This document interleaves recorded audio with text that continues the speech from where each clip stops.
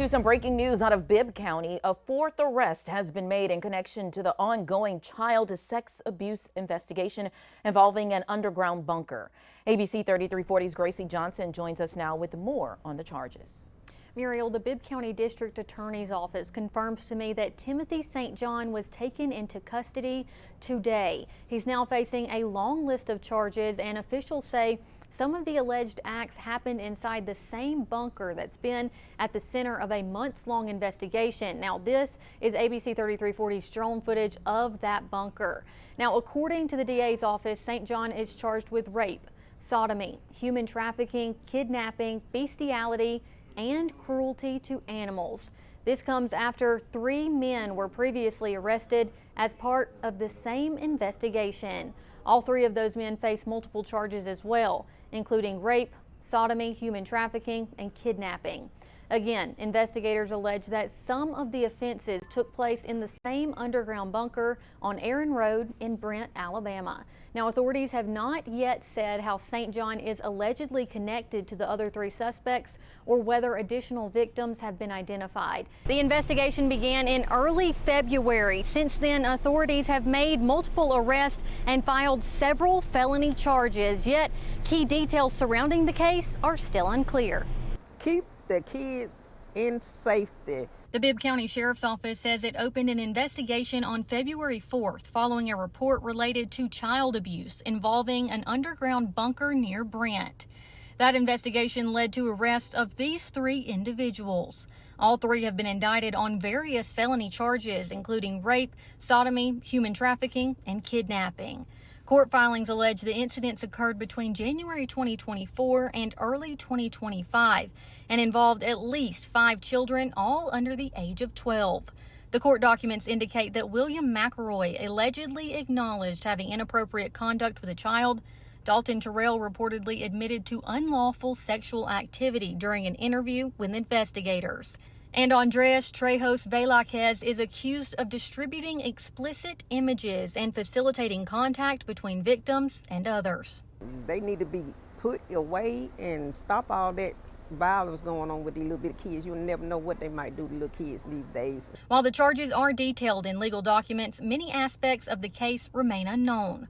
Some of the questions we'd like to ask investigators include, was anyone else involved? And how were the children identified or contacted? We reached out to the Bibb County Sheriff's Office in an effort to get an answer to those questions, yet we were told that Sheriff Jody Wade was out of the county and unavailable for interview. We will continue to ask questions. 3 of the 7 suspects charged in a disturbing child trafficking investigation out of Bibb County faced a judge for the first time today instead of a bond hearing. All 3 chose to stay behind bars. ABC 3340's Gracie Johnson was there and has the latest. What was scheduled to be an Ananias Law bond hearing for 3 of the 7 suspects charged in connection to alleged child abuse and trafficking out of Bibb County ended quietly. Rebecca Brewer, Ricky Terrell, and Sarah Terrell all waived their right to bond during their first court appearance. It's not the norm, but it does happen from time to time. This is probably the first non-murder Ananias hearing that resolved itself that fast. Each of the 3 faces severe charges, including human trafficking, kidnapping, rape, sexual torture, and child sex abuse. Before entering the courthouse, Rebecca Brewer told media, "I didn't do this. I love my babies." Inside the courtroom, Ricky Terrell was overheard telling his attorney, "I've never touched a kid." He also asked an officer if he could hug his wife, which that request was denied. Despite the quiet courtroom behind the scenes, the investigation is very much still moving. The public should rest assured that the majority of the perpetrators that have been identified are either in custody and charged or will be very soon. So far, authorities have identified 10 child victims ranging from ages 3 to 15. Most are under the age of 10. Investigators say they were drugged, restrained, and taken into an underground storm bunker where strangers would pay to abuse them in what they described as appointments. Whenever you have cases that involve children victims or child victims, it shocks people to the core. The next court date for these 3 suspects is set for August 21st, a preliminary hearing. Until then, they remain in custody without bond. When I tell you I feel like I've seen it all and heard it all, this is shocking even to me. The investigation into an unthinkable child abuse case in Bibb County is far from over. 7 people are behind bars accused of horrific crimes against children as young as 3. Authorities fear more victims are out there and more perpetrators too. ABC 3340's Gracie Johnson spoke with a trafficking expert, and Gracie, she is shedding light on just how deep this kind of abuse can run and why early recognition and recovery are so difficult. Muriel, yes, I spoke with Carolyn Potter, CEO of the Well House, who works directly with trafficking survivors. She explains why this case follows a familiar and heartbreaking pattern and what's needed to help the children now coming forward. The vileness, the evil of that just went to the very core of my soul. What investigators say happened in rural Bibb County is almost impossible to comprehend. A storm shelter, originally built as a place of safety, became the scene of unimaginable alleged abuse. 10 children, some as young as 3 years old. So far, 7 people have been arrested. I've been in law enforcement for 33 years, and this is absolutely the most horrible thing I've ever seen when it comes to victimization of children. Carolyn Potter works with trafficking survivors from across the country through the Well House, a recovery center in Alabama. She says the signs of trafficking are often present, just not always recognized. We need to do a better job of educating our teachers and our counselors and our caseworker on what trauma looks like and on the signs of human trafficking, because I would wager just about anything that those children showed signs. Authorities say the children were participating in normal activities, including attending school. Yet the abuse had been taking place since around 2022. I do not think that anybody that was not involved in this directly was aware that it was going on. When I tell you I feel like I've seen it all and heard it all, this is shocking even to me that it went on this long without anyone knowing about it or being able to do anything. Now, with the investigation still ongoing, the focus is also shifting to recovery. Potter says the children will need more than a rescue. They'll need long-term care. They've already been in contact with counselors, and they're getting the help they need, the medical help they need, the emotional and psychological help that we can best provide them. Yet, sadly, the 10 child victims identified in this case so far aren't the only ones. I'm sure there's going to be a lot more that's going to come out, unfortunately. There are more. There are more children across our state, across our country, who are enduring horrific crimes like these. I spoke with Sheriff Wade this morning. He said they have not yet made any additional arrests in this case, but they are actively working on uncovering additional suspects. The Centerville community came together praying for children, praying for families impacted after that recent child trafficking scandal. This has been a really tough story to have to report on. We know that 10 children, some as young as just 3 years old, were sexually abused and trafficked in an underground bunker. Jocelyn Malave from our sister station in Tuscaloosa reports. We shouldn't be known for this. We shouldn't be labeled for the evil that has happened in our communities. We should be known as a praying town. All we're doing today is asking people, to put their hands, wrap their arms around this community, wrap their arms around the victims and the victims' families, who are really the ones suffering. For one longtime resident of Centerville, the tragedy feels deeply personal. It's so emotional of what's happened in our town. We've always been a great town and safe, and nothing like this has ever happened before. So we're all devastated, and we just hope that justice is done to the full degree. We've got a lot of great law officers and a sheriff and everybody. Organizers wanted to provide a space for the community to come together in response to the disturbing reports that have emerged this week involving child trafficking and abuse. The Centerville community held the vigil just days after the shocking discovery that at least 10 children, some as young as 3 years old, were victims of a coordinated sex trafficking operation in Brent. That abuse took the place of bedtime stories. That abuse took the place of tucking kids in at night. That abuse took the place of, hey, let's go to the ballpark and have a fun day. Despite the strain the situation has placed on the community, residents are choosing to focus on the positive as they look toward healing and moving forward. We have not seen all the bad that's going to come from this, but we haven't seen all the good that can come. You know, we have to be strong. We have to keep our faith. We just pray that God will, have his say. He will. And that was Jocelyn Malev reporting. Investigators have charged 7 people in this case. 3 suspects waived their right to bond, choosing to remain in custody. The suspects face allegations including human trafficking, kidnapping, rape, sexual torture, and child sex abuse. A former teacher now says she raised red flags about one of those children nearly a year before the case surfaced. ABC 3340's Gracie Johnson spoke with her today. I just feel like it should have been looked into more. A former Bibb County teacher asked us not to identify her, but says she recognized something wasn't right with a child believed to be one of 10 victims in a Bibb County sex abuse case. It was the 2023-24 school year, and she says one of her students stood out for all the wrong reasons. She was in my class, and she was just very delayed developmentally, and there could be billions of reasons, but now with all this coming out, it's kind of like that's probably why. The teacher says school staff reported the child's condition more than once to school administrators. It was multiple times. No, it never really got better. The teacher tells me that reports are typically made directly to the school counselor, who would then contact necessary external agencies. Investigators say at least 10 children were drugged and abused in an underground bunker. Our anonymous teacher says the reports she made to school administrators did not capture the full extent of what investigators have now allegedly uncovered. Knowing now that they were drugged and stuff, that had a lot to do with where she is academically.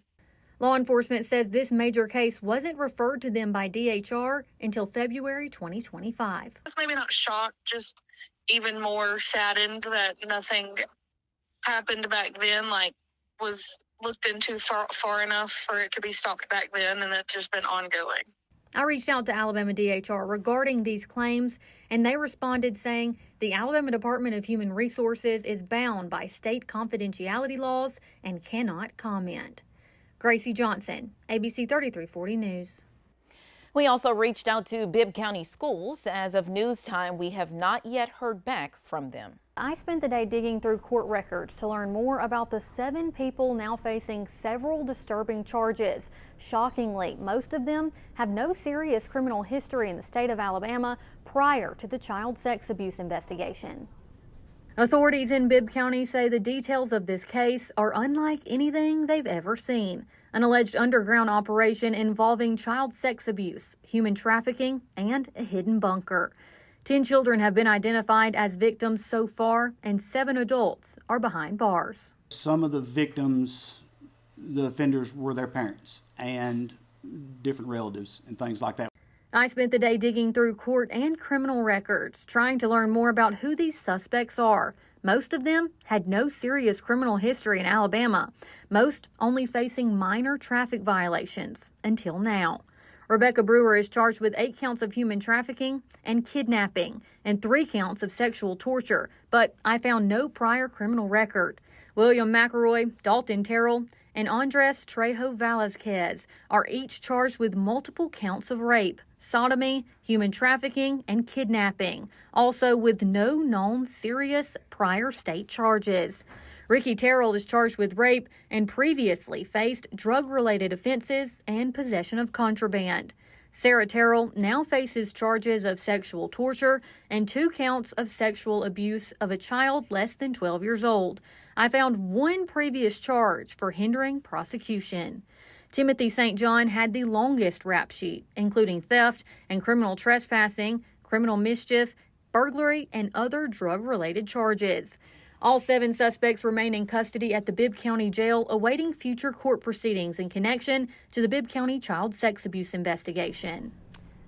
The defense team for one of the 7 suspects has filed a motion to restrict media coverage and public access to pre-trial court proceedings. The move aims to protect the defendant's right to a fair trial by limiting exposure to potentially prejudicial information. A judge has not yet ruled on the motion. The details coming out of Bibb County's child sex abuse investigation have left a deep impact on both the public and the people working to bring justice. Now lawmakers are pushing to bring the harshest punishment against those who harm children. I believe that there is a special place in hell for child sex predators. Inside the State House, leaders from across Alabama came together with a message. What happened in Bibb County cannot happen again. I've seen a lot in 25 plus years as a prosecutor, the scope and the depth and the depravity of what has been described, and I think we're still going to learn more when we have an opportunity to be able to allow the facts to be tried. They are the worst that I've ever seen. On Thursday, Representative Matt Simpson and Senator April Weaver announced their plan to reintroduce legislation that would allow prosecutors to pursue capital punishment for the rape or sodomy of children under 12. The effort follows the arrest of 7 people in Bibb County accused of being part of what investigators describe as a child sex trafficking ring conducted out of an underground bunker. Some victims as young as 3 years old. When you somewhat top line it, the death penalty for pedophiles, I'm in. But this proposed law would not apply to the suspects already in custody in Bibb County. We're not able to retroactively apply this punishment to those. It has to be in effect at the time the offense was committed. I wish we could, but unfortunately we can't. These lawmakers say they are already gaining support in their push for harsher penalty, and they're actually giving their colleagues more time to co-sponsor the bill before filing. 7 of the 8 people charged in a child sex abuse case involving an underground bunker entered not guilty pleas this afternoon. ABC 3340's Gracie Johnson was in court today, and she has the latest of what we're learning this hour. The more we learn, the more chilling the details seem to be. And Friday's hearing painted a disturbing picture of what investigators believe happened to these children over the span of several years. Investigators also revealed that they have evidence that leads them to 15 to 20 still unidentified people who paid to enter the bunker. Bibb County investigator Justin Hobbs testified 2 of the child victims who were in DHR custody at the time first revealed what they called the secret bunker, saying they learned sexual behaviors there from suspect William Chase McElroy.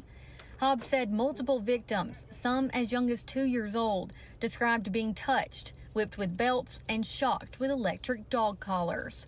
One child said she was forced to perform sex acts while some of the suspects laughed, took pictures, and video. The 8 defendants face charges including rape, sodomy, human trafficking, kidnapping, and sexual torture.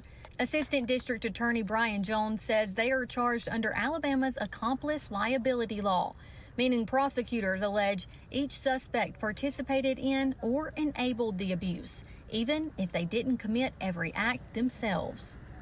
Rarely do you have rapes and sodomies that fall under the complicity and the accomplice liability, but in this particular case, they were all involved in some degree to the abuse and to the rapes and sodomies and human trafficking and everything involved.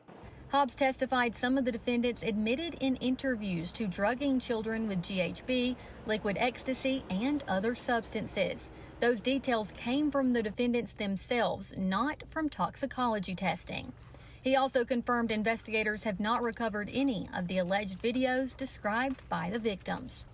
All 5 defendants in today's Anaya's Law hearing were denied bond. The 3 others remain in jail on no bond. Surrounding DHR agencies have stepped in to help with the investigation. Investigators say the child victims have been removed from Bibb County out of an abundance of safety. The investigation is still active and more arrests are possible.